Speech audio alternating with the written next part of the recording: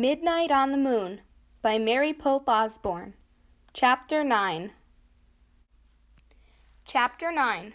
Morgan. "Thank you," Morgan said softly. "You have freed me from the magician's spell." Jack just stared at her. "You were Peanut?" Annie said. Morgan nodded and smiled. "Really?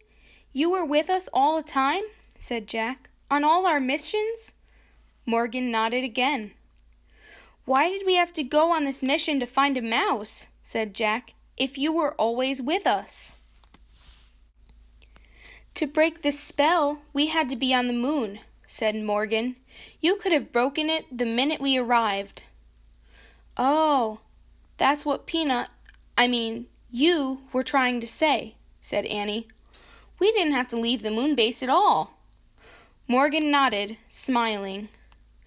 "But the moon man came along to help us," said Annie.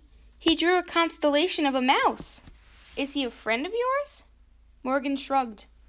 "Let's just say we had a little talk. He stopped by the moon base while you were out. The same way you had a talk with the ninja master, right?" said Jack. "And the monkey and the sorcerer?" Morgan nodded. "I always squeaked to the ones who helped you."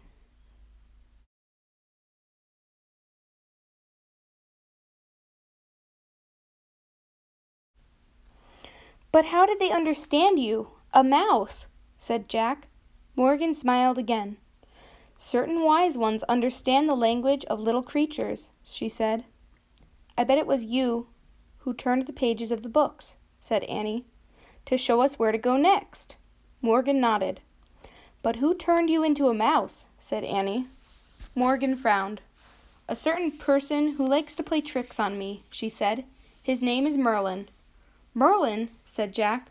"The greatest magician who ever lived?" Morgan sniffed. "He's not that great," she said. "He doesn't even know I have two brave friends who help me." "Us?" said Annie shyly. Morgan nodded. "And I thank you both with all my heart." "You're welcome," said Jack and Annie. Morgan handed Annie the Pennsylvania book. "Are you ready to go home now?" she asked. "Yes," said Jack and Annie. Annie pointed to a picture of the Frog Creek woods. "I wish we could go there," she said. The tree house started to spin. It spun faster and faster and faster. Then everything was still, absolutely still, but only for a moment.